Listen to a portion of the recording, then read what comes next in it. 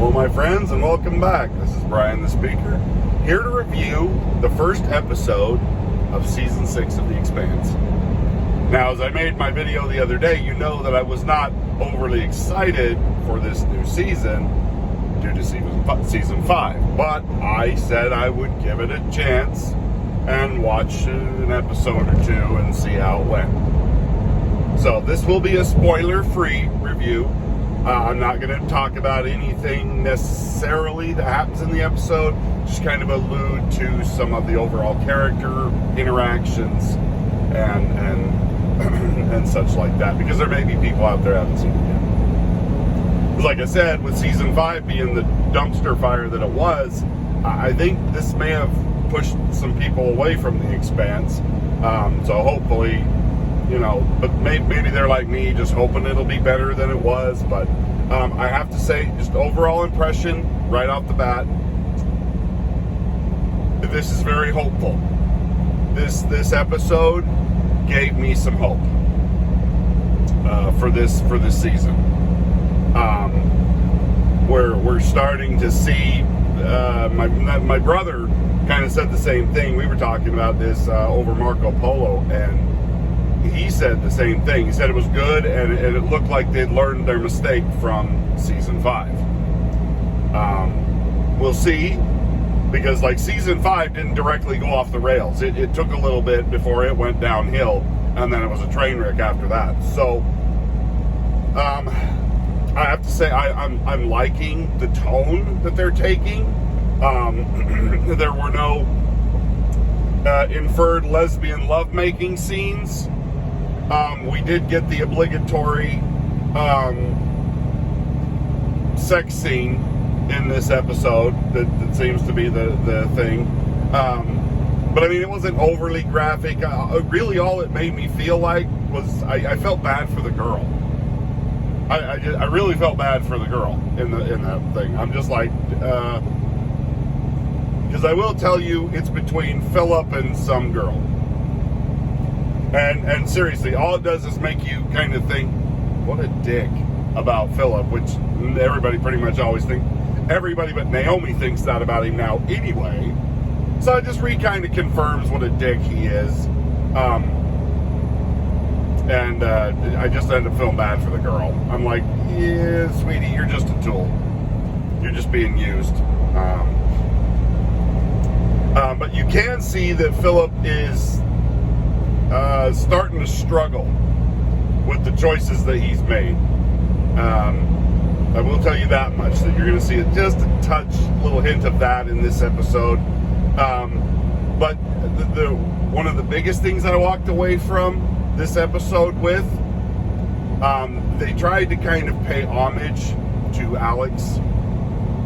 It seemed like the guy that was on the Rosinante that was kind of standing in for Alex's character, he's gone. I don't know what happened to him, but he's not on the Rosinante anymore. He's out of the picture.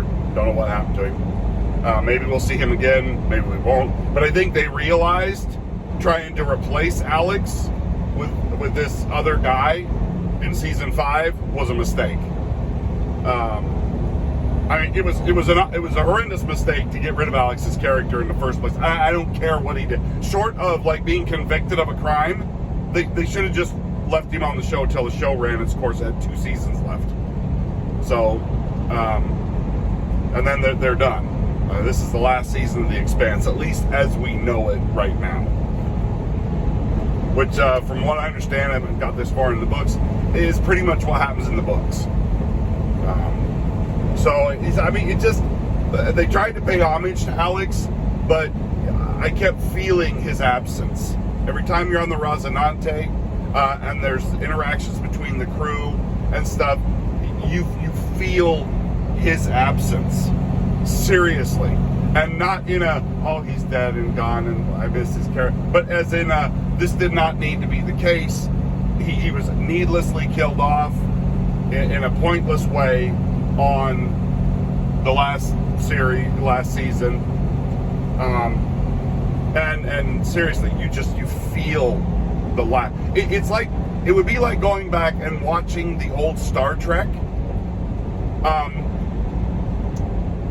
without Kirk or Spock or McCoy. If you took one of those three away, and I think Alex to me feels more like the Dr. McCoy character, or the Captain Kirk between McCoy and Spock. Alex was kind of the glue. I mean, that's what, at least for the show, he was really the glue that held the crew together. He was the peacemaker. He was the one that jumped in between and tried to calm everybody down.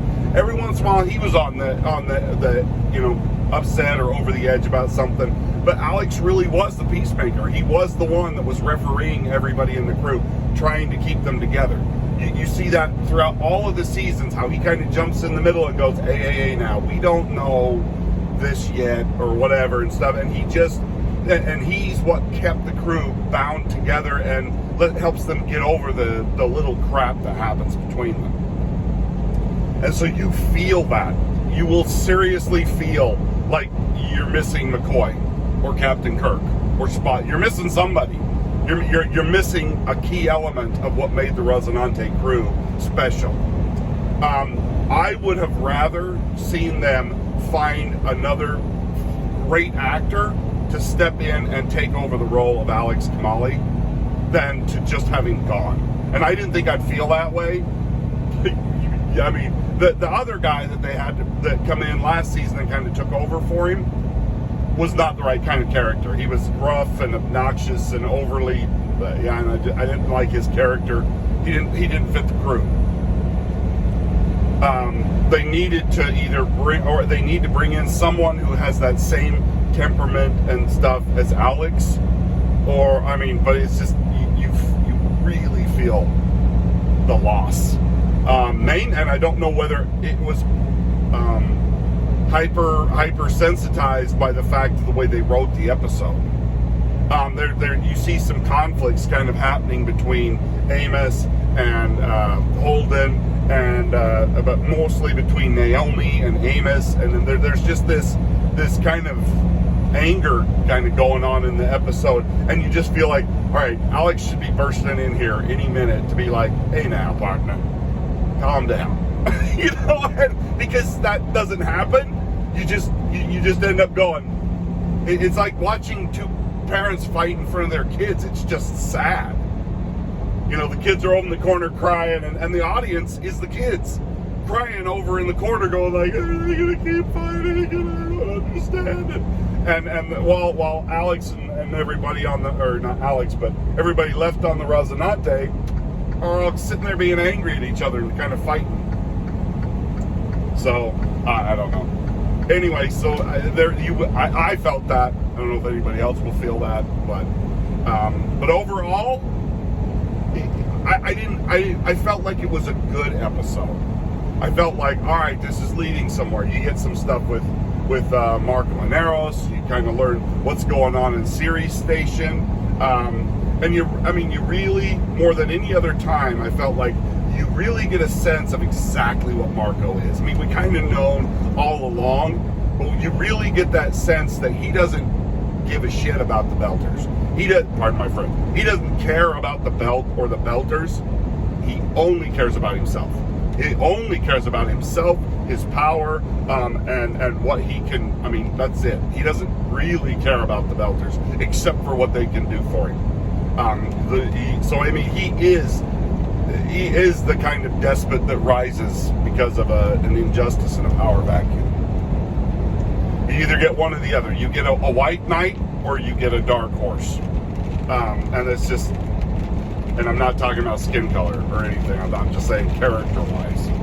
For those of you who jump in and be like, did you just call him a black horse? And so it's like, yeah, but anyway. So anyway, that's my overall impressions for the first episode here. Let me know what you think. If you've gone and watched it, tell me if you felt the same way, what your opinion of it was. Did it excite you? I felt some excitement come back, which I did not think they were going to be able to do. I thought they were just going to continue down this road. I still have some reservations, but it looks promising. It looks promising. So, I mean, we'll see as the next episodes drop and we get a sense for where they're really going with this. And so yeah, that's where we are. I hope you enjoyed this review. Let me know what you think. We'll do a more detailed review at some time in the future with spoilers, but I don't want to spoil too much or anything in this episode for anybody who hasn't seen it yet. Anyway, thanks for watching. We'll talk to you next time. Bye now.